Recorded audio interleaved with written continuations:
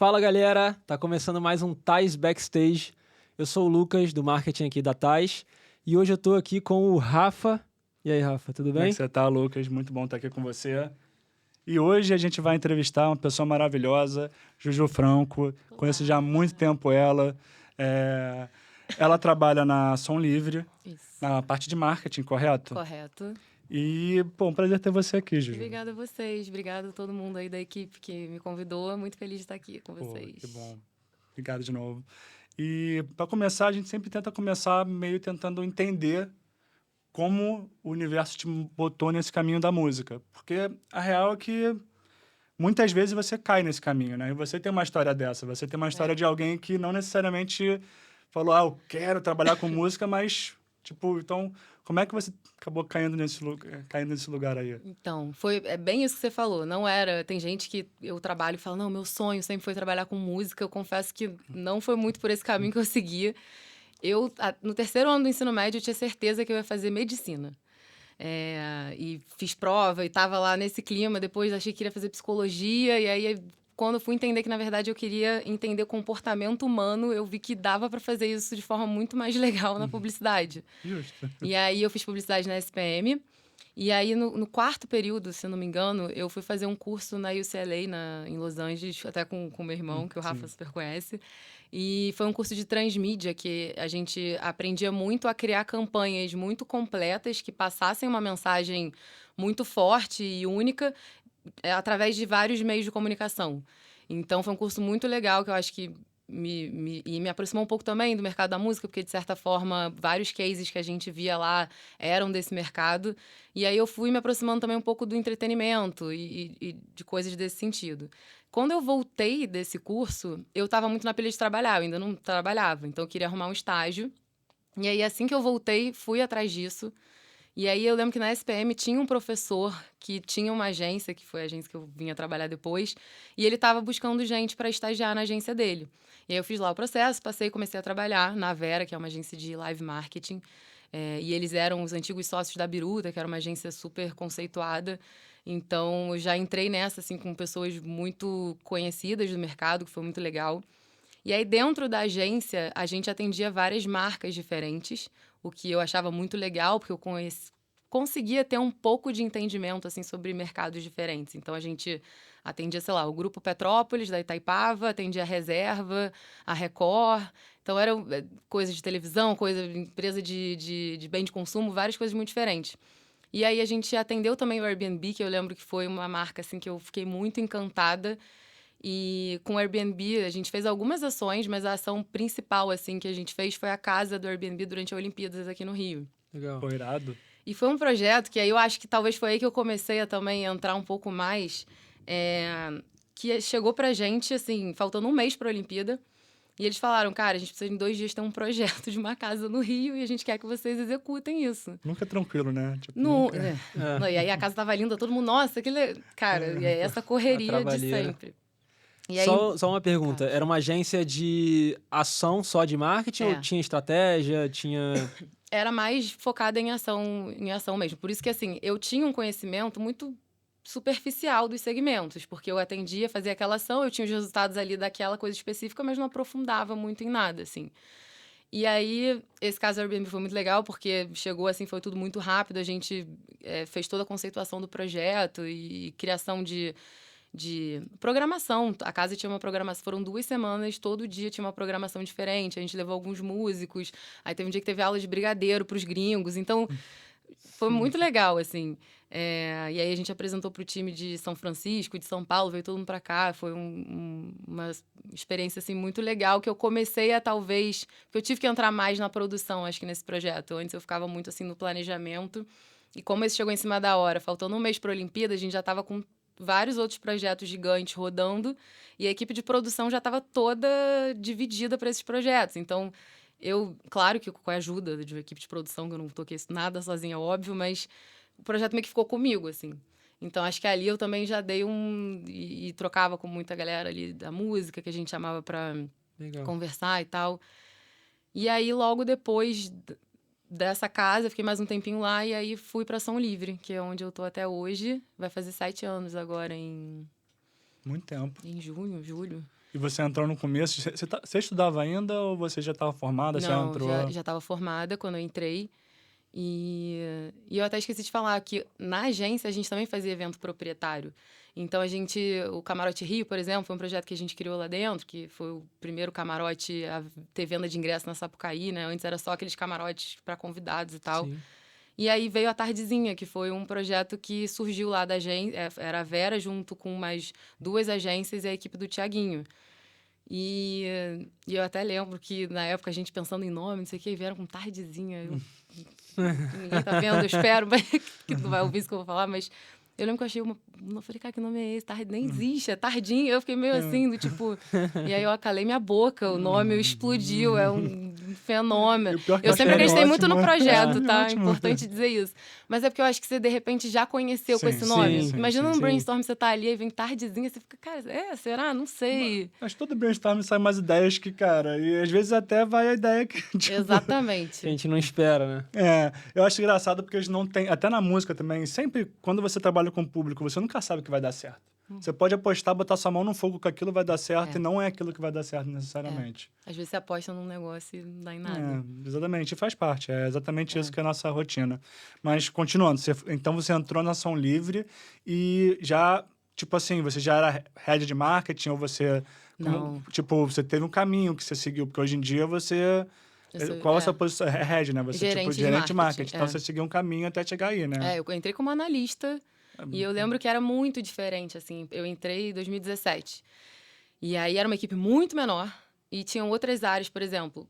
Eu sinto que esses 7 anos que eu tô lá, mudou muito a empresa e muito o mercado como um todo. Então, quando eu entrei lá, por exemplo, tinha uma área gigantesca de produto físico, que a gente fazia CD, DVD, vinil. Então, todo final de mês era muito legal isso. A gente recebia uma sacolinha da Ação Livre com todos os CDs e DVDs que tinham que sido maneiro. lançados nesse Que mês. maneiro. Pô, maneiro. E é muito doido, porque hoje em dia não existe isso. Você Não entra lá no existe, Spotify, não existe. você escuta Sim. tudo a hora que você quiser. E Chegam uns artistas, te dão um CD e tu fala, vou ouvir. Cara, não tem? Você eu não tem. tenho. Não Você tem. Os vai carros ouvir. nem tem mais. Os carros não assim. tem mais, o computador não tem mais, o PlayStation talvez, mas... Pois é, difícil. Sim. Então mudou pra caramba. E aí a área de digital comercial, que hoje em dia é uma área enorme, que é a galera que tá em contato ali com as plataformas, né, de streaming, áudio e vídeo também. Então Spotify, Deezer, Apple, Amazon, YouTube. Então tem uma equipe que fica o tempo inteiro olhando para isso e fazendo contato com essas plataformas, essa interface da plataforma com a gravadora, para a gente estar sempre muito atualizado, porque Sim. isso é muito doido, assim. E são 7 anos, mas, sei lá, semana passada a gente teve uma reunião que vieram novas informações de boas práticas do YouTube, por exemplo.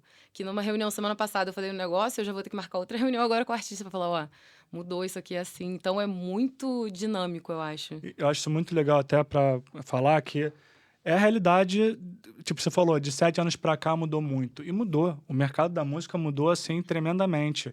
Eu lembro que em 2019, antes da pandemia, eu fui numa em São Paulo e eles falavam que o mercado da música não parava de crescer. É o que a gente vê hoje em dia, tá crescendo muito. Então, tipo assim, você pegou uma empresa que estava meio ali mais ou menos morna, porque realmente veio de um período de crise muito pesado, a indústria da música, né, de se reinventar, e de repente voltou a ser o que sempre foi. Então, tipo assim, sempre foi bem entre aspas, porque talvez hoje em dia fique maior, Mas sacou? bem maior. Sim. Tipo, então, eu não tenho certeza, não posso garantir se já passou a questão do faturamento, mas eu sei que em breve vai chegar ao que era no passado. E, além disso, uma outra coisa interessante que você falou também, que essa questão da rede social. É que, cara, desde que abriu o YouTube, o Instagram, todos 6 meses muda o algoritmo. Então, de 6 meses tem que mudar tudo.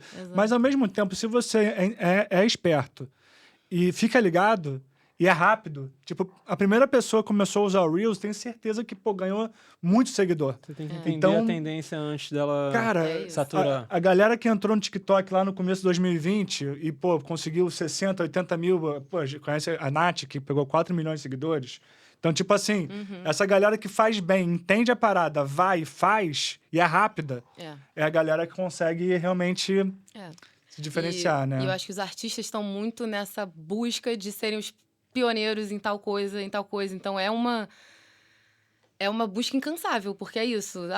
Fui o primeiro nisso, mas agora tem esses 1 bilhão de coisas aqui que você pode ou não ser o primeiro. Sim, Então, sim.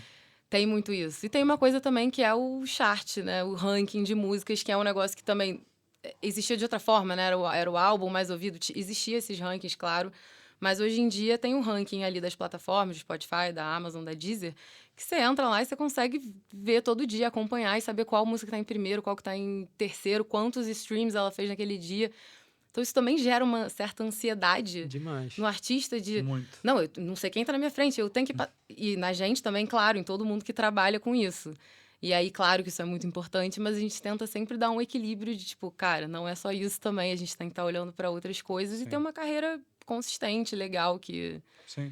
dê dinheiro, mas que seja interessante. Consistência é a palavra, sabe? Sempre, tipo, é impossível ser o melhor sempre. Mas Só se pra você gente dar for um passo sempre atrás e voltar pro início da sua caminhada no mercado da música, a gente sempre comenta que a gente acha que o mercado da música é muito fechado, assim, que não tem muita informação para quem tá de fora.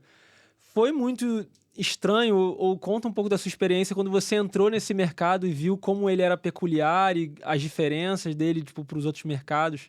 Tipo, eu acho que seria interessante contar um pouco disso. Cara, bem peculiar mesmo, assim. Eu lembro que eu entrei e eu tinha dúvidas muito primárias, assim, tipo, eu entrei e aí a gente tinha reuniões que às vezes as pessoas falavam, não, porque o escritório do artista tal, eu, que maneiro, o que é escritório de não sei, o que isso quer dizer? Então, tinham várias coisas, assim, e como eu falei, eu vim de um mundo meio diferente, então eu não tinha contato com isso, eu realmente não sabia como funcionava. E é um mercado bem específico, mas que também você entra ali, muito rápido você consegue entender a dinâmica de como as coisas acontecem. Mas, sem dúvida, assim, eu senti um baquezinho, assim, de entender como as coisas funcionavam. E de ter essas informações também, como aproveitar melhor as ferramentas que eu tenho. Porque antes eu fazia ação de rua, assim. Então, eu tinha ali uma ideia, eu planejava ela e era meio isso. É Depois físico, né? Acontece. Exato, e aí agora não é isso. E outra coisa também é que antes, como eu falei, assim, a gente atendia várias marcas, então eu tinha um conhecimento superficial, um pouquinho ali de tudo. Agora não, é totalmente aprofundado. Eu tenho ali no meu cast 20 artistas e eu faço o marketing deles, assim. Claro que eles têm equipes, né, que auxiliam, tem uma estrutura por trás, a gente não faz tudo. Mas para um lançamento, para coisas que de fato a gente está trabalhando um produto, uma música, alguma coisa, é muito com a gente. E a gente tem que viver aquilo. Então eu chego em casa, estou descansando, vendo o que eles estão postando, o que eles estão fazendo. Então é uma coisa que nunca termina, assim. É meio para sempre, assim. Sim, tem que sempre estar ligado ali, sabendo. E eles têm uns questão horários, tendência. né? Não, Maravilhosos. Eu saio de um show às 5 da manhã, mando uma mensagem no grupo. Acontece. Uma coisa que eu achei engraçada é que você falou também que você se interessava muito por entender a natureza humana, isso que te levou ao marketing. Primeiro eu achei essa percepção maravilhosa, muito Mad Men, achei muito interessante e concordo totalmente com você.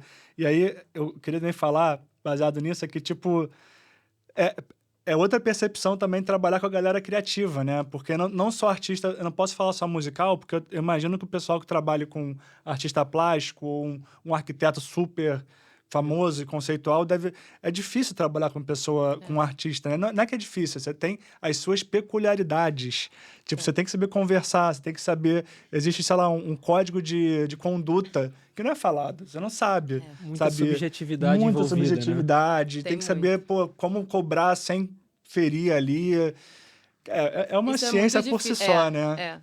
É difícil, porque é muito isso que você falou. E o artista, a obra dele é um filho para ele. E aí, como é que você vai criticar, falar que o filho dele podia ser um pouquinho mais bonito de repente? Sabe, assim, é muito delicado. Então, assim... É muito delicado.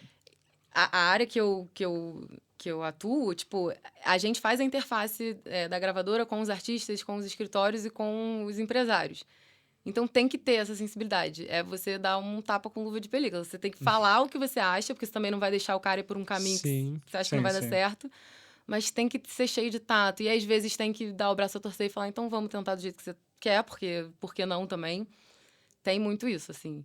E é isso, os horários, às vezes umas coisas assim, muito, mas que eu amo e quem trabalha com isso ama. E vive muito. Eu adoro também, é super divertido lidar com músico. Tipo, você acaba nos rolês meio aleatórios que você não imaginava que que eu tô fazendo aqui? Você deve ser muito Tem. mais louco. Tipo, cara, eu tô num lugar muito maneiro com 3 músicos incríveis. Rola isso. Tipo, e, cara, o que eu tô fazendo aqui, Não, sabe? de Quem você- sou é eu? isso, de ficar admirando e falar, cara, que o cara tá aqui bebendo, ele é normal, assim, que nem eu, tá aqui Sim, batendo sim. papo, ele tem problemas em casa, ele é normal. A gente às vezes coloca, né, num pedestal que faz sentido, né, porque os caras têm ali, mas são pessoas também, assim.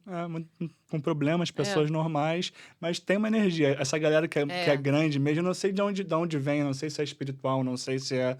Mas, cara, tem essa galera grande que tu fica perto, tu sente, cara. A presença, É né? presença, tipo, até gagueja, vai falar e não sabe, tipo, É. difícil, cara, sabe? Eu não sei de Total. onde sai isso. É um- Mas já que a gente entrou nesse assunto, eu acho que contar um pouquinho com quem você já trabalhou, não sei se você já pode falar, mas tipo, ao longo dessa sua caminhada, tipo, com quem que você trabalhou, que a gente possa conhecer e com quem você trabalha hoje também, eu acho que seria interessante. Tá. Quando eu entrei na Ação Livre, a equipe era muito menor, como eu falei. Então, e aí a gente divide lá por segmento, hoje em dia, né? Então, assim, não, acho que vai ser mais fácil explicar como era antes. Quando eu entrei, era isso. Era separado populares, que aí entra sertanejo, forró, pagode, samba, que são esses gêneros que são muito populares aqui no Brasil. Sim. E tinha um selo que se chama SLAP, que é um selo, Som Livre Apresenta. Que aí são artistas mais alternativos, com uma pegada um pouco diferente, que precisam de um trabalho diferente desses populares, enfim, é outra estrutura. Sim. E aí era só isso. Então só tinha eu cuidando de todos os artistas populares, logo no início. Aí um mês depois entrou uma pessoa que está comigo lá até hoje na Ação Livre. A gente divide os artistas, é tudo ótimo.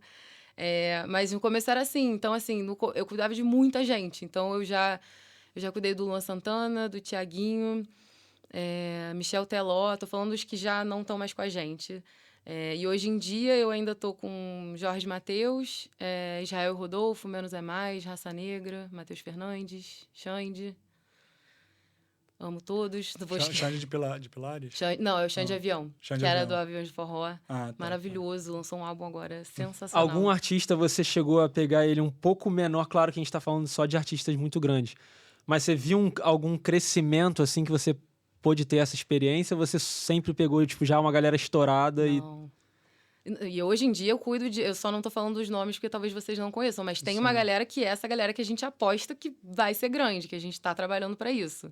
Então a gente tem o Danilo e Davi, que é uma dupla sensacional de sertanejo. Tem Benzadeus, escutem, é uma banda de pagode sensacional de Brasília. O cara todos eles cantam, mas o Magrão, que é o vocalista, é um troço, assim, que fica todo mundo sem acreditar que aquilo ali é real, que não é um autotune que tá fazendo. Legal. Então já rola muito isso. Mas dos que eram menores e que... Não posso dizer pequenos, mas menor, o Israel Rodolfo. Que, assim, eles entraram na Ação Livre, acho que em 2018, se não me engano. E eles entraram, tinham um tamanho ali menor do que eles têm hoje em dia, eram médio. Eles eram famosos, assim, na região deles, ali no Centro-Oeste, mas não chegavam muito pro resto do Brasil. E a gente sempre achou eles muito competentes e talentosos, e a gente achava muito que dava pra ir mais, sabe? Aí a gente tinha um projeto que eles gravaram, e aí a gente tava pra lançar, acho que era dia de janeiro. E a gente entrou numa reunião, e aí foi a primeira vez na minha vida que um escritório pediu pra jogar pra frente um lançamento. Que a gente vive muito esse problema, que todo mundo é muito ansioso, quer sempre antecipar, e depois a gente fala, cara, preciso de tempo pra trabalhar, aquela coisa. Foi a primeira vez que falaram pra... não, a gente quer jogar pra frente. Eu, não, por quê? Porque e aí ninguém tava me explicando direito, era uma reunião com muita gente. Eu saí da reunião achando esquisito, assim. Aí, do nada, o empresário deles me liga. Fala, Ju, eu vou te falar um negócio que você não pode falar pra ninguém. Nem pra ninguém da Ação Livre. O que foi ele? Rodolfo vai entrar no Big Brother. Maravilha, né, cara? Você vai entender Agora o que eu entendi. Aí eu Foi do fiquei... batom de cereja, Batom né? de Essa música é cereja. maravilhosa, Caraca. Tá inclusive. vendo? Você, por exemplo, Essa não música é conhecia incrível. tudo ele antes, mas eu depois... lembrei da conhecia, dupla, mas eu não lembrava. Ele deu muita sorte. Ele caiu no Big Brother. Tipo, o segundo, né? O primeiro foi aquele 2020, ele pegou 2021. Foi um isso. Big Brother muito bom. Sim. Foi. E tipo, pô, ele Era o do Gil do Vigor, da Juliette. sim. Foi um... E aí rolou aquele negócio que ele com fez Caio. amizade, daí rolou aquele bromance. Cara, Foi. um Big Brother muito bom, Sim, sabe? sim. Foi. E ele não foi sensacional. cancelado, foi canceladinho, assim. Aquele cancelado Sim. que... Passou ali já. uma semana todo mundo já esqueceu. Tipo, e a música é Foi. muito boa. Muito. Essa música é incrível. É. Essa música que vale... Tanto que eu acho que foi uma música que mais... Foi top 1 no Brasil no ano, no Brasil, no lembro. Spotify. Foi um negócio, assim, surreal. E é o tipo Só de música que tu olha e vira e fala, não, eu entendo. Faz todo É. sentido ser top 1, porque é muito boa a música. E ela é pra cima, ela tem É, um negócio assim, que sim. ninguém consegue ficar muito parado ouvindo, sabe? Sim. E aí foi muito doido, porque aí quando ele me falou isso, eu fiquei em choque. Eu falei, meu Deus, porque pânico, né? Porque vai que ele entra, é cancelado, e aí, porra, acabou a carreira do cara. Ao mesmo tempo pode ser bom, mas, porra, um risco gigante. E aí foi, só que aí a gente teve que mudar toda a estratégia de lançamento pra jogar lá pra semana que lançou o Big Brother. Se não me engano, começou dia 25, a gente lançou na sexta, dia 29 de janeiro. Acho que é isso. Ainda foi da Carol Conká. Então pegou a melhor semana do ela- Big Brother ela da história, Foi assim. cancelada, não tinha nem espaço pra mais ninguém. É. E aí, mudou a estratégia inteira, só que a gente não podia falar pra equipe. Então a gente tinha que. Cara, foi horrível, eu tive que mentir pra equipe inteira. E falar, cara, não, a gente vai ter que mudar isso aqui. Por quê? Porque eu acho melhor. Tipo, e enfim. E aí, quando anunciaram que ele ia entrar, todo mundo, porra, então era isso, isso aqui. E a Batom de Cereja não era a música de trabalho do álbum. Era só Não? de sacanagem, que era uma outra música que a gente, quando tem um álbum, a gente sempre escolhe uma ali pra ser a de trabalho, que a gente faz o pitch pras plataformas e faz um foco maior nela. Não era essa. Era só de sacanagem. E aí, lá dentro, ele cantou, começou a cantar, e a galera começou a criar coreografia, e aí, com isso, a música foi Virou. crescendo. E lá dentro é muito louco, porque, obviamente, ele não fazia a menor ideia. Então, assim, a música tava gigantesca. Quando ele saiu, ele, tipo assim, foi uma surpresa muito doida, assim. E o Israel aqui do lado de fora, feliz da vida, acompanhando e tal. E essa foi uma experiência. E aí, eles mudaram de patamar, assim, completamente. Porque era uma bolha ali centro-oeste que, pô, Sim. com a vitrine que o Big Brother deu, estourou essa bolha completamente. E hoje em dia eles são artistas muito grandes, assim. Eles são grandes hoje em dia. Sim. Hoje em É. dia eles são, tipo... Eu não sou um cara entendido do sertanejo, eu conheço eles eles são muito grandes. Então, esse foi um caso que foi muito legal de Legal. acompanhar. Legal. Pô, muito interessante. E até pegando essa questão aí dos independentes, que você falou que tem os populares e tem a galera que é mais alternativa, não sei, não lembro a palavra que você definiu. Mas, tipo, eu imagino claramente que o pessoal que seja mais popular tenha mais recurso, tenha mais dinheiro. Como é que você qual você diria que é a diferença principal, tirando o dinheiro, da galera gigante, da galera pequena? E quais são as abordagens que você costuma tentar ter com essa galera pequena? Porque a realidade é que é tudo muito caro. E para fazer um disco tem que fazer 1000 coisas. Então eu imagino que o recurso que eles tenham ali seja muito limitado comparado com o que eles têm que produzir de fato. Então como é que você como é que você faz? Qual a marcha que você faz para conseguir fazer com que uma pessoa que tem um orçamento baixo consiga chegar num, sabe? O caso do Israel Rodolfo é um caso que teve fatores externos, mas eu tenho certeza que você tem casos que não teve fatores externos e você conseguiu fazer trabalhos maneiros com bandas pequenas, assim, bem... A gente fala assim, pequenas, porque antes da conversa, a gente conversou e ela falou que, cara, as bandas não são pequenas, são só bandas menores do que as Sim. bandas gigantes. A gente tá falando de uma gravadora grande. Se chega na Som Livre, chega na Sony, pode ter certeza que o cara tem no mínimo 100, 200 mil ouvintes mensais, no mínimo, assim. Mas, voltando à pergunta. Muda muito, porque é isso, a gente tem artistas que... Muda primeiro pela estrutura. Normalmente, a gente tem artistas muito grandes que tem todo um escritório, então tem uma equipe de marketing, vai ter um cara ali que cuida das liberações, sei lá, uma equipe inteira ali, um advogado, tudo. E tem escritórios que não tem essa equipe, às vezes é uma pessoa que cuida de rede social. E aí a gente entende o que a gente consegue oferecer, e aí muda muito, tipo, a gente tem essa grana. Pô, pra esse cara aqui, a gente vai fazer ação de rua, vai botar mídia pra caramba no Spotify, vai fazer um monte de coisa. Para os menores, já são estratégias diferentes, e a gente fica muito de olho o que funciona muito bem naquele momento, e que estratégias a gente pode usar que não necessariamente precisa de grana. Então, às vezes, é criar um conteúdo orgânico e dar uma impulsionadinha, uma coisa bem, eles tocando ali, fazendo uma graça, não sei o quê, às vezes é isso que funciona. A gente tem um lado muito legal também da Som Livre, que a gente tem um estúdio de áudio e de vídeo. Então, isso é uma questão também, porque tem artista que às vezes, pô, queria gravar um clipe, mas eu não quero gastar muita grana. A gente leva pra lá e tem uma estrutura que já é nossa, que a gente consegue fazer isso. E isso é uma coisa que ajudou pra caramba, assim. Sim, faz todo sentido. O mais caro é o estúdio, o músico e os clipes, né? E às vezes a gente já gravou na época que o Wesley Safadão é outro que eu lembrei agora também que eu trabalhava. Na época, a gente botou, sei lá, 200 pessoas no estúdio, que se você olhasse e falasse assim, cara, não cabem 200 pessoas aqui. Mas é isso, dá um jeito, assim, de fazer. O caso dele nem era muito grana, mas assim, era um modelo que tava ali acontecendo na hora. Mas essa é a diferença. E aí, quando a gente não tem tanta grana, é pensar de forma inteligente, tipo, cara, é acertar um conteúdo, é acertar ir postando um monte de coisa no YouTube até que uma vai rolar. Agora, o Clips é um negócio que o YouTube Shorts, desculpa, que a gente fica muito nessa, pô, funciona, não funciona. E agora a gente descobriu que para artistas pequenos é muito bom, porque o cara tá ali, o usuário consome como se fosse uma plataforma de rede social, um TikTok ou um Reels. Então ele vai passando ali para cima. E aparece um monte de coisa que ele não segue, que não tem nada a ver com ele. Numa dessas, se o cara vê uma música ali, alguma coisa de um artista nosso, ele já entra, já vê, já se inscreve. Então, isso são essas pequenas, às vezes, coisinhas que fazem a diferença e que a gente consegue mexer sem ter que botar tanta grana. Sim. E a vantagem dos shorts, essa coisa do Reels, TikTok, que quem veio é maravilhoso, porque muita gente que você não conhece vai, mas o legal do shorts é que se ele vai e vê uma música que ele gosta, ele aperta um botão e tá no clipe. O Instagram não tem vontade de te tirar lá, sacou? E isso é muito bom. E eu acho que cada vez mais vai ser mais integrado, assim. As plataformas serem mais redes sociais e você conseguir fazer tudo ali, gravar um vídeo, postar, escutar e compartilhar tudo num... O Spotify tá indo para esse caminho. A gente estava falando que agora vai ter que botar todos os clipes vão ter que ir pro Spotify, porque eles já estão tentando criar. E aí vai também numa parada que a gente conversou. Eu ia puxar isso agora. Mas que a gente fez um vídeo falando sobre o futuro do videoclipe, tá ligado? E tipo assim, a gente estava falando, cara, hoje em dia o YouTube, naturalmente, ele por algum motivo, por vários motivos, parou, bem entre aspas, de investir como ele investia antigamente em música. Antigamente você via uma música que, pô, chegava a milhões super rápido e pô, sempre alcançava. Só que por problema de direito autoral, por milhões de problemas relacionados com milhões de coisas, o YouTube, também por uma questão de futuro, né, eles começaram a focar mais em coisas, programas, pessoas que fazem podcast, pessoas que têm coisas mais contínuas, pararam de dar tanto foco pros músicos. Até porque provavelmente eles perceberam que os músicos querem pagar pela divulgação. Então, tipo, o YouTube já não é tão bom pro músico como era no passado. Fazer um clipe já não é tão certo como era no passado. E aí estava já, será que vale a pena fazer clipe? Será que não vale? Eu sempre acho que vale.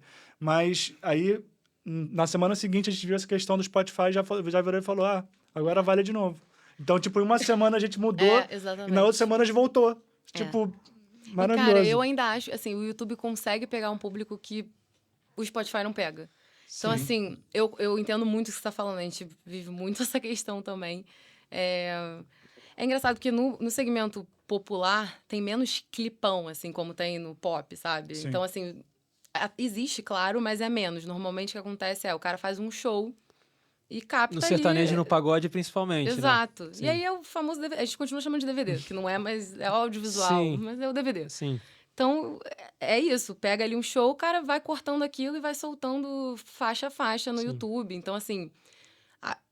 E aí já é um show que o cara vai fazer, então assim, o custo é entendido de uma forma um pouco diferente. Claro que os caras montam uma estrutura, querem fazer um negócio bonito, mas é muito menos do que um clipe de pop que tem, enfim, todo aquele glamour e cenografia e efeito visual. E fora que ele capitaliza no próprio clipe porque ele vende ingresso, a galera tá lá, tem público. Tem isso também. O show de DVD ainda.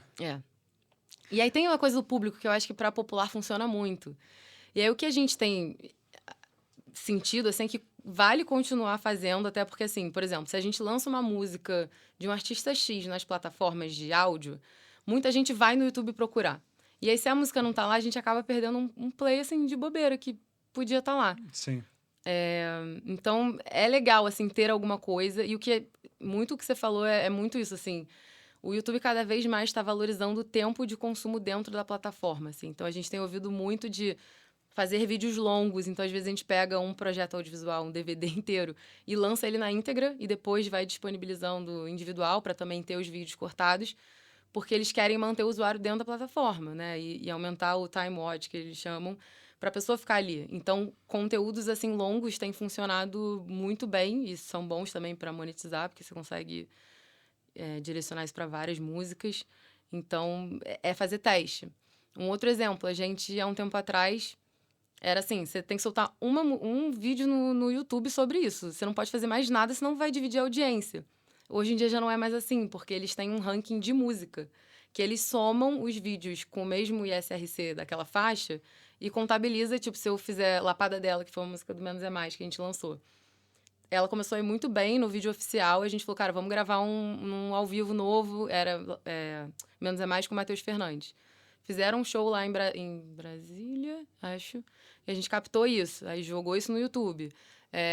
Fazer lyric vídeo, karaokê, tudo isso a gente consegue juntar e esse acúmulo de plays gera um ranking de música mesmo. Então, isso mudou muito, porque até pouco tempo a gente falava de jeito nenhum, não façam nada que vai canibalizar o consumo. Então é doido, assim. E é engraçado que a gente tá falando aqui de coisas de marketing, é sempre assim, de uma hora para outra já muda.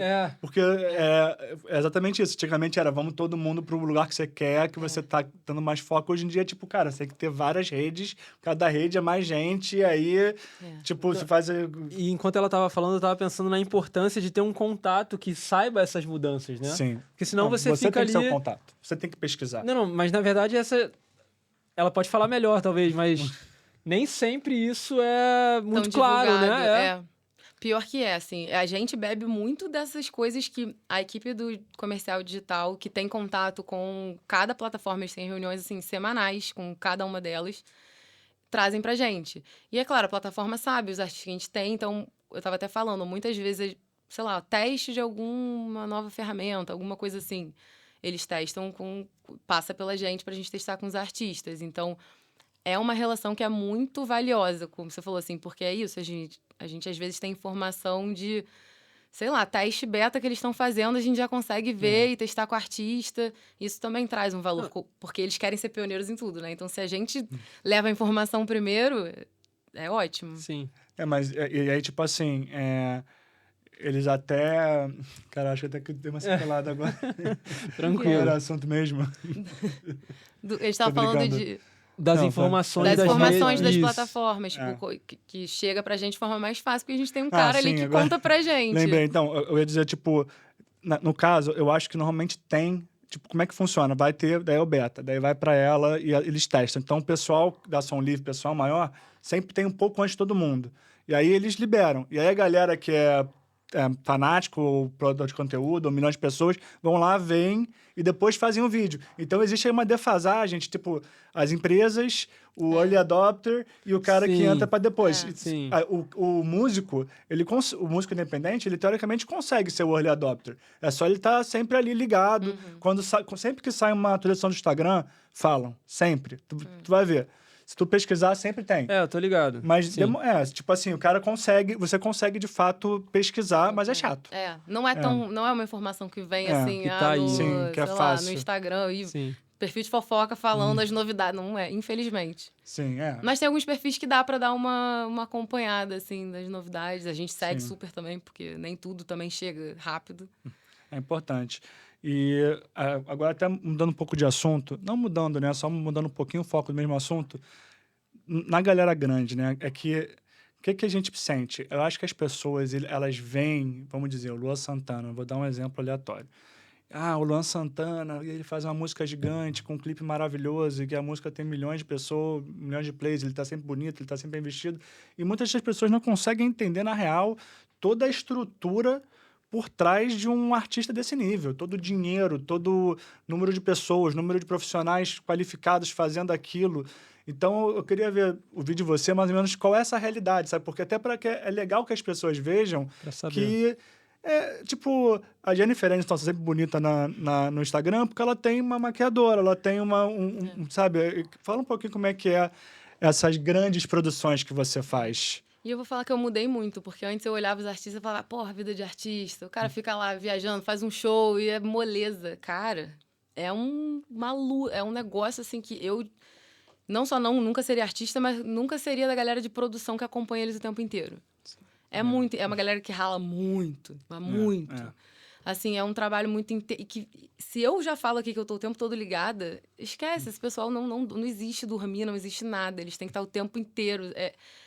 Gera até uma ansiedade, assim, porque é real, você vive aquilo o tempo inteiro. Então, pô, um cara grande, assim, o próprio Israel Rodolfo, o Jorge Mateus, que fazem esses shows, eles têm uma equipe muito foda, assim, com eles, de galera muito boa e que se dedica muito. E é muito intenso. O cara sai, faz show, passa, às vezes, semanas sem ver a família, aí pisa em casa pra tomar um banho, já tem que viajar pra outra cidade. E é muito... Eles dedicam real a vida a isso, assim. Dá muito trabalho, claro que retorna muito, senão eles também não fariam. Mas eu fico assim, vira e mexe, tem alguma situação que eu fico meio, cara... E aí você vê que, normalmente, muitas vezes, é difícil você manter amizades quando você tá numa rotina muito louca dessa. Relacionamento, você não vê a família. É muito intenso, assim, é muito mais sofrido do que eu achava. Porque a gente vê esse lado glamuroso e acha que é moleza, o cara vai lá, canta uma música, dá uma entrevista. Aí depois do show o cara tem que ficar atendendo fã.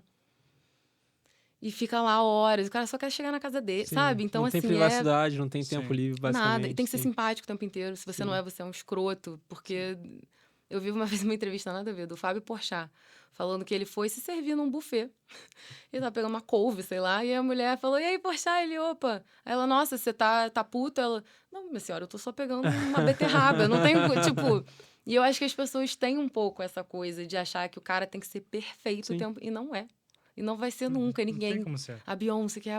Não é, ela com certeza já teve situações ali impossível. E acho que as pessoas esquecem um pouco disso e cobram muito, assim, uma postura impecável, que não existe. Sim.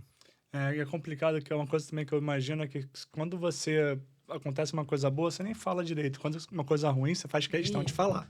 Você vai falar pra todo mundo que você conheceu tal pessoa e tal pessoa era mal educada.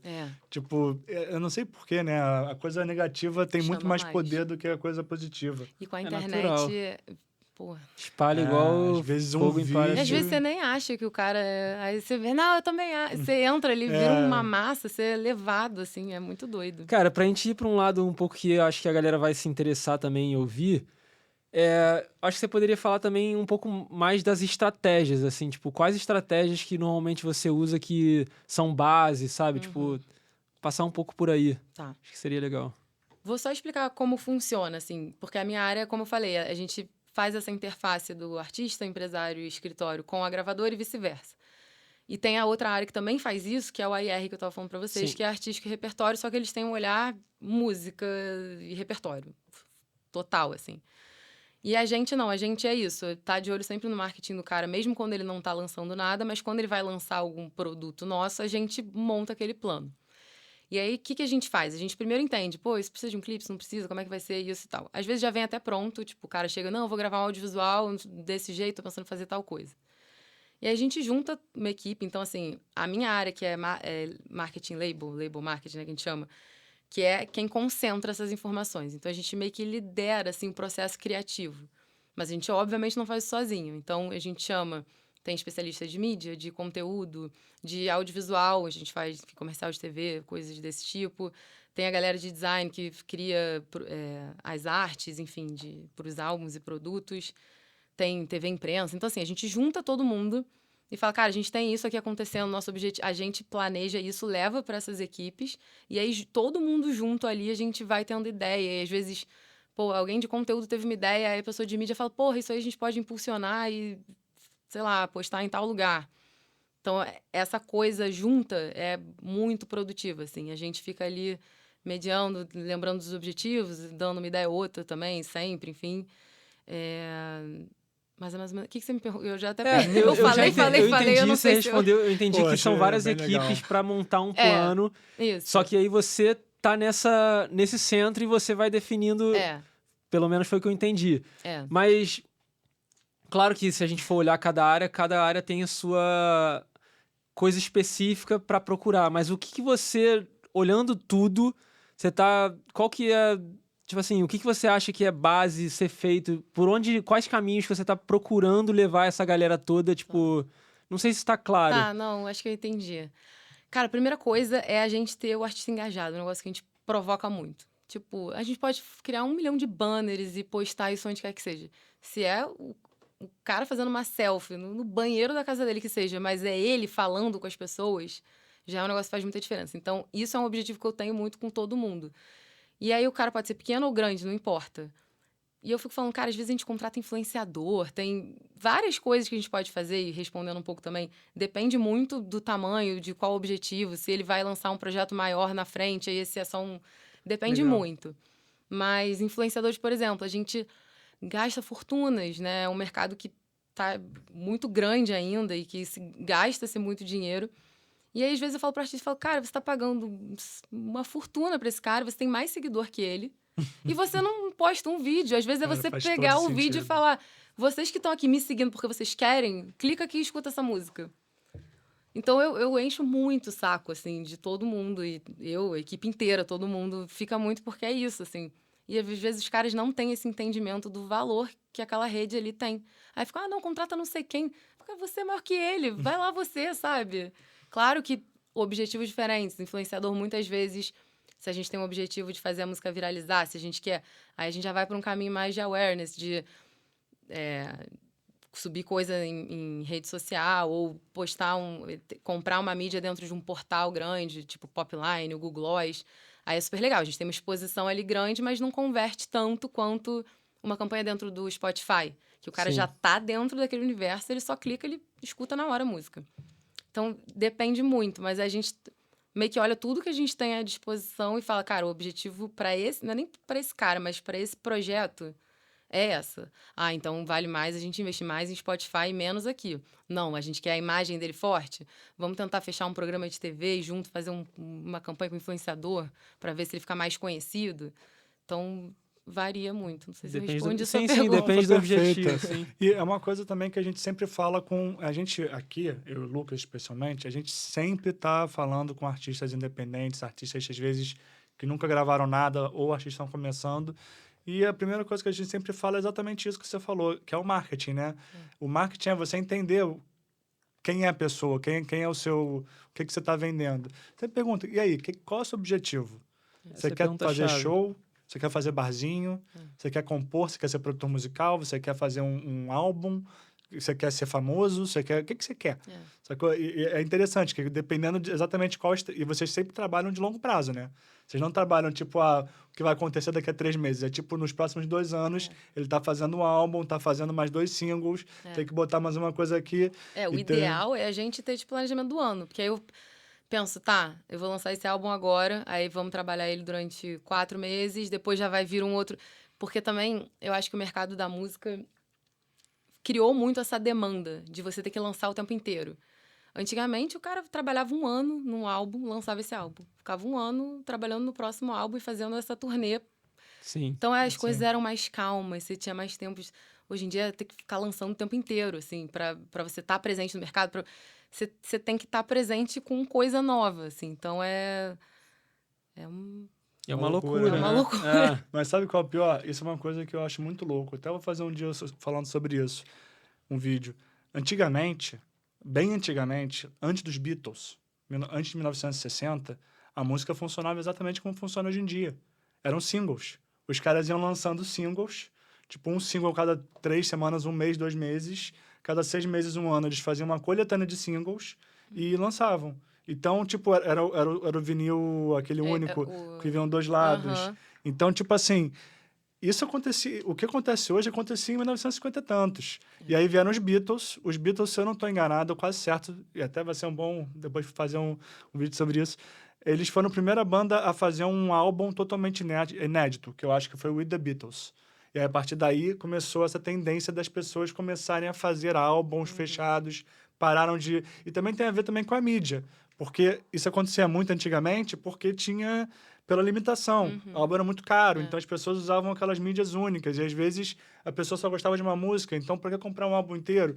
Então, é muito foda que a gente... Os ciclos, né? 60 anos depois, a gente voltou a ser o que era nos anos 50, por causa também de um hábito de consumo nosso. Que hoje em dia a gente consome as coisas assim, né? O que lançou... Isso me deixa maluco. Você fica anos fazendo uma música, anos divulgando, lança, passou 2 meses... É notícia velha. Acabou já. Não, e as músicas são mais curtas também. Sim.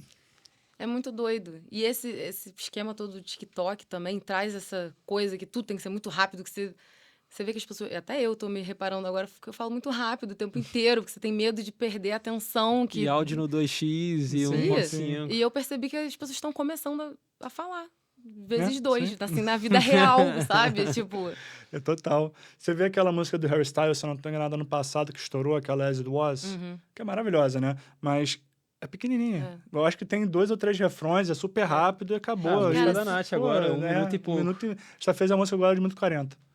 Vai lançar. Doido. E E a gente, cara, a gente já viu esse fenômeno em alguns shows, assim, que você vê que o TikTok, ele pega um trecho e aquele trecho fica muito, muito, muito famoso. Quando a música começa a tocar, ninguém sabe que essa música é essa música aqui. Já vi várias vezes em show, fica todo mundo, tipo... Aí quando chega o refrão, aí tá todo mundo aqui assim, mas... É porque é isso, as pessoas não consomem muitas vezes mais o inteiro, né? Tem que ser muito curto e nem o curto às vezes consome inteiro, é um E isso trechinho pro lado do ali. artista é péssimo, pelo menos na minha visão. Tipo, Lado de criação, né? não, porque aí criação. você tem um monte de pessoas indo no seu show pra ouvir 30 segundos de uma música, o resto... Por isso que a gente incentiva muito a ter... Cara, se lançar um hit, vai bater lá em cima, ótimo. Mas tem que ter uma carreira consolidada. Sim. E a gente tem visto muito, uma galera que, pô, estoura, você, no dia seguinte ninguém mais nem Sim. sabe, o cara não lança mais nada e vai fazer outra coisa, sei lá. Tem que ter álbum, cara. É. Álbum é um projeto conceitual. A gente sempre fala que álbum é... Quando você tem um minuto, você tem que fazer um álbum. Quando você tem turnê, quando você é grande. Quando E tem cria público, repertório, Tem né? público. Você cria catálogo repertório. depois também, pra você... Se a Sim. pessoa vai lá escutar, você tem um single, tem que ter mais É, alguma coisa, exatamente. assim, pra... Infelizmente, você tem que lançar muito também. Você tem que estar sempre sendo relevante. Eu acho isso... É uma faca de 2 gumes, né? A gente sempre conversa também sobre isso, tipo... Os dilemas da música moderna, né? Eles falam, pô, é uma porcaria que você tem que jogar nas 11, né? Tem que, pô, fazer o vídeo, tem que fazer a rede social, falar com o jornalista. Mas, ao mesmo tempo, hoje em dia, você está muito mais livre. A gente vê muitos artistas que estouraram sem ajuda de ninguém. Eu acho que o Justin Bieber, primeiro, o Arctic Monkeys também. Tipo, tem gente que... Então, é uma faca de 2 gumes. Ao mesmo tempo que é chato e você é obrigado a fazer uma série de coisas chatas e se adequar, e você adequar a sua arte nunca é legal, você tem mais oportunidade de atingir um público que você não tinha antigamente. Isso é muito maneiro. E com essas redes sociais, eu lembro quando surgiu o TikTok, os artistas falam, pelo amor de Deus, vocês Mais querem que a gente uma. crie mais um... E tinha que ser conteúdo diferente do que tava nas outras todas. E aí, sempre é um processo, assim, difícil quando chega alguma novidade, alguma coisa, e aos poucos vai... Tem uns que também não querem, tudo bem também, e outros que vão seguindo e vem o valor nisso. O novo, né? Abre oportunidade pra galera nova também. E quem e quer é falar isso. com o público jovem, não adianta. Sim. Vai pro TikTok. Tem que fazer. Não tem como fugir. E tem mais Cara, alguma- então, não é sua área, mas se você puder falar o que uma gravadora como a Som Livre, que é uma gravadora grande, procura num artista. Tipo, pra quem tá aí nesse mar de artistas independentes que estão afim de uma gravadora, tem artista que não tá afim e quer continuar independente. Mas quem tá afim, o que você acha que uma gravadora tá olhando com bons olhos? Eu acho que tem que estar sempre muito atualizado, tá conversando muito com o momento que a gente tá. Então, sei lá, a gente tá nessa era mais jovem, de TikToks de conteúdos, então... Ah, você não ama? Cara, cria ali uns conteúdos. Isso tá ligado no que tá acontecendo no momento, assim. Ter música boa é super importante também, mas acho que isso, enfim, já considerando que vamos ter, eu acho que é conseguir se vender muito bem e mostrando que já tem ali um entendimento, uma certa estrutura que, pô, vale a pena investir nesse cara que vai dar certo, sabe? É tentar pensar um pouco à frente, assim, para chamar a atenção, sobressaindo ali, né? Tem muita gente talentosa, é muito difícil, assim, escolher e apostar em alguém, porque às vezes você acha que já rolou muito, a gente fala, não, porra, esse aqui tem certeza que vai ser um sucesso. E aí não é. E aí um outro cara que, sei lá, às vezes você nem dá muito pelo cara, dá certo, o cara corre atrás e funciona. Então, eu acho que hoje em dia o principal é tentar... É muito subjetivo, tá? É difícil, se destacar como? Não sei exatamente, mas aparecer, assim, fazendo coisas diferentes, atuais, ver o que tá rolando no mercado, tá ligado no que os concorrentes estão fazendo, o que as inspirações estão fazendo, tentar replicar formatos e estudar muito, assim, sabe? Saber muito bem tá fazendo. Estudar É. também, especialmente, esteja sempre ligado nas paradas, estuda. Cara, isso é uma coisa muito legal aqui no podcast, que a gente entrevista muita gente e todo mundo sempre fala do estudo. É. Todo mundo. E cara, Tem que. não tem Porque como. não ficam tem achando que como. música é bagunça, É, não, entendeu? E é isso, tem. Cara, tem vai toda ver uma coisa por um trás. cara tipo o Michel, que a gente falou, vai ver o dia a dia dele de treinamento. Que ele falou aqui no podcast que ele ficava às vezes um dia inteiro, 2 dias com a mesma música. E tocando, até sair perfeito. Por acaso, a gente conversou sobre isso essa semana de estudo, que também a gente tem essa imagem errada do mundo da música, que as pessoas estouram do nada. Só que, assim, para qualquer profissão no mundo, a gente passa 5 anos estudando para no final da faculdade não ser ninguém no mercado de trabalho. Mas na música, não. Na música, você vai, do nada, você vai escrever sua música em casa e aí todo mundo vai querer te ouvir só porque você botou a sua música na plataforma. Então, essa coisa do estudo pra música vale muito também. Fundamental. E não só para quem é músico, mas para quem trabalha. A gente tem que estar o tempo inteiro. Eu fico lendo sobre isso. E é legal, tem muitos livros falando todo esse processo de como a música ficou digital. Então, tem muita coisa que você pode estudar que ajuda a entender o que já aconteceu e tentar querer entender o que talvez vai vir pela frente, sabe? Assistir muita série. Tem a série que mostra como o Spotify cresce. Muito Sei bom, lá, tem inclusive. coisas muito legais, assim. Eu vi um documentário outro dia do Quincy Jones. Sensacional, assim. E aí, beleza, o cara, pô, muito distante, assim, né? O mundo pop, ele era um agent ali, outra parada, mas às vezes você tira um negócio e aí você vai começando a entender também coisas que não são tão próximas, mas que é do mesmo mercado, né? Eu gosto. E é isso, gostar do que faz, porque aí você tem interesse em ficar sábado à noite vendo um documentário sobre música. Exatamente, tem que gostar. É. Depois você manda esse livro aí que eu fiquei interessado. Mando, Eu super eu te fiquei empresto, interessado. já terminei. Pô, maravilha, eu super fiquei interessado, inclusive. Juju, tem uma pergunta que a gente sempre faz para todo mundo quando vem aqui. O que para você é música? Energia. É uma palavra só? Não, pode. discorrer. Cara, eu Mas eu acho- gostei muito da forma que você pensa. Porque eu sou muito movida a isso, assim. Se eu ouço uma música que me dá uma bad vibe, eu vou ficar na bad vibe. Se é uma música que me faz feliz, eu vou... Então, meio que me transforma. Às vezes, real, eu tô num lugar, assim, a música... Eu saio um pouco dali, porque aquilo ali não... Então, é uma energia, assim, E eu acho que cada um tem uma interpretação. Essa música que não me faz bem, o outro cara lá adora, sabe? Eu acho que é meio isso, assim. Pô, que maneiro. A gente também tem o outro quadro do programa, que são os patrocinadores. Não, sacanagem. A galera ali do Aquário vai fazer umas perguntas. Eu acho que o Thomas, que pegou O backstage do backstage. Acho que só tem o Thomas lá, na real. Acho que não tem mais ninguém, né? Não sei. Opa! E aí, Juju? Olá! Beleza? Tudo bem? Mal uma demora aqui. Pô, eu fiquei pensando em várias perguntas, na real. Vocês me responderam várias. Mas eu vou fazer duas, assim. Qual é o maior desafio, assim, para Som Livre em relação à divulgação, assim, em relação à evolução da música, né? Então, por exemplo, você começou falando que, pô, quando você chegou lá, era tipo CD, DVD, né? E tinha um departamento disso, aí do nada foi, tipo, tudo pro streaming, praticamente. Então, vocês focam, tipo, a receita de vocês, o foco é o streaming mesmo? Ou vocês também têm outros desafios, procuraram outras receitas também, por exemplo? Eu tenho que falar pra cá, né? Pode ser. Não, eu posso fazer assim que eu não fico de costas. Tá. Tá bom? Acho que tá. Cara, a gente tem outras fontes de receita. A principal é vinda da parte digital, mas depende muito do modelo de contrato que a gente tem. Tá ruim? Não sei, acho que... Cuidado, sabe? Eu vou falar, mas é pra você, tá? Então, assim, depende muito do modelo de contrato que a gente tem. A gente tem modelo de contrato que a gente tem uma participação, às vezes, em show, mas o modelo de contrato, enfim, que mais roda é o modelo que a gente ganha em cima da parte do digital. Tem um royalty em cima do que aquilo, enfim, do faturamento ali que a gente tem do digital. Mas tem outras formas. E a gente tem, dentro da Som Livre, tem festivais. Então, a gente tem o Festeja, que é um festival de música sertaneja muito maneiro, que cada vez a gente chama artistas diferentes. Teve um que a gente até levou o hatch. Então, foi um negócio, assim, é sertanejo, mas Maneiro. rola umas coisas, assim, diferentes. Então, ele tá sempre em busca de outras coisas também. Tem uma área que é responsável pelo relacionamento com marcas. Então, fecha parceria para os artistas, tem essa parte também. Mas o foco principal, por enquanto, ainda é muito nessa receita Ainda é o digital. streaming, né? É. Legal. Valeu. Vocês distribuem ou vocês distribuem por outra A empresa? gente tem a The Orchard, que é a distribuidora Da Ação Livre, interessante. né? E a, Normalmente essa... a Sony também. Me corrige se eu estiver errado. Normalmente as gravadoras, tipo, um dos trabalhos que eles fazem é a distribuição, né?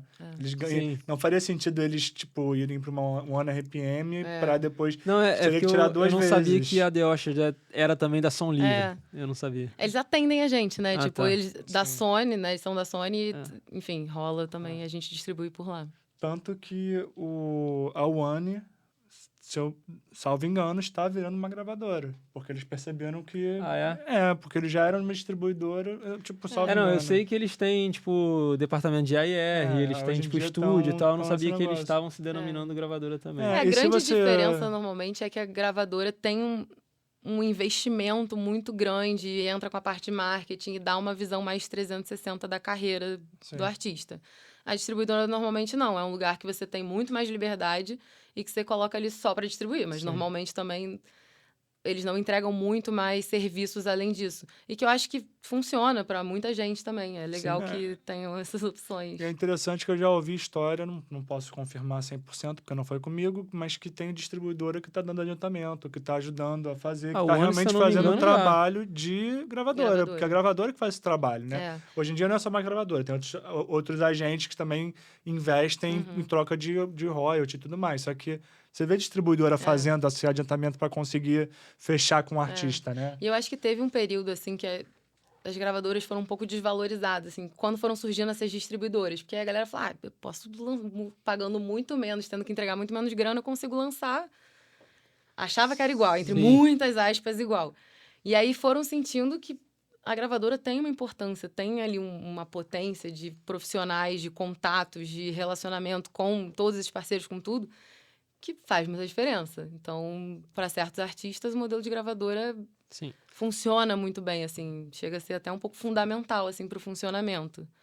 E às vezes para artistas menores não, e tem que... Você ter uma equipe trabalhando por você é um diferencial. Não é só a equipe, né? É uma equipe... As gravadoras, as grandes gravadoras são quantas, né? Tipo, são 5, 4, sei lá quantas, mas até a Som Livre, que era uma grande gravadora, agora é Sony, teoricamente. Então, beleza, é Som Livre, mas... continua separado sim, Sony Brasil e Som Livre. É separado, É. mas, tipo assim, no sentido que são poucas. Não é uma coisa que tem milhões de gravadoras. Então, tipo... É interessante, né? Porque elas vão trabalhar com quem é grande. Tipo, porque eles já são enormes. Então, para quem é grande, para quem já tem público, para quem já tem um volume... Cara, são pessoas que trabalham 24 horas por dia com música. É impossível você ter mais know-how que essa galera. Eles sabem tudo, sabe? Eles E é isso, estão às ligados. vezes surge uma ideia do nada, a gente liga, porra, surgiu isso aqui, surgiu uma oportunidade, sei lá, de fazer uma parceria. A gente fez uma ação muito maneira agora com o Xande de Avião, pro lançamento dele. A gente botou uma cabine de avião fake, né? A gente construiu lá com uma agência e botou isso num shopping em Fortaleza. E aí dentro da cabine você podia interagir, aparecer um vídeo dele como se fosse o comandante e tal. Maneiro. E para escolher o próximo clipe que ia ser lançado no YouTube. Então, a gente dava ali umas opções, a galera via um trechinho ali de 15 segundos de 3 clipes e votava no que ela queria que fosse o próximo. E aí, no final, depois fez um pocket show do Xande lá em Fortaleza, que foi um negócio, assim, parou o shopping, foi muito maneiro. Pô, que demais. Então, é isso, assim, acho que a gravadora traz, assim, umas entregas que, para certos artistas, são muito legais e muito importantes. Pô, sem dúvida, eu concordo Legal. 1000%. Ju, você tem mais alguma consideração que a gente não falou? Alguma coisa que quer falar, que você não disse? Não, queria agradecer a vocês pelo convite. O prazer Obrigado, foi gente. muito Muito nosso, eu bom. adorei, sinceramente. Obrigada. E é legal porque, poxa, é uma outra visão. A gente Sim. tá muito aqui no independente, a gente nem Sim. imagina como funciona. E, pô, obrigado por ter Imagina. tomado o tempo pra estar vindo pra cá. Foi um prazer. te receber Prazer. aqui. E... Quer fazer a finalização? Ah, tá. Galera... Boa noite, bom dia, boa tarde, não sei que hora você está vendo a gente. Esse aqui é o Taj Backstage. A gente está lançando agora de 2 em 2 semanas aqui no nosso canal, Taj Backstage. E se você não conhece a Taj, siga a gente nas redes sociais, Taj Records, e conheça os nossos programas. No nosso canal do YouTube tem o Taj Backstage, que é esse que coisas mais relacionadas com música, mais falado. E tem o Taj Records, que é 100% música. Toda semana lá tá lançando alguma coisa nova. E a gente garante, toda semana vai ter alguma coisa lá. Taj Se você- Session, Taj Rimas Gruvadas. Se você gosta de música independente, quer conhecer uma galera maneira aqui do Rio de Janeiro, então só chegar lá, segue e, pô, seja feliz. Acompanha Som Livre. Acompanha Ação Livre. É isso aí. Muitos lançamentos bons vindo aí. Perfeito. É isso. E posso falar uma coisa que eu sempre quis falar? Pode. Se inscreve aqui no canal, dá um like. Peraí, tem corte até. Pô, É isso, perfeito, galera. é isso. Obrigada, Um abraço. gente. Um abraço, galera.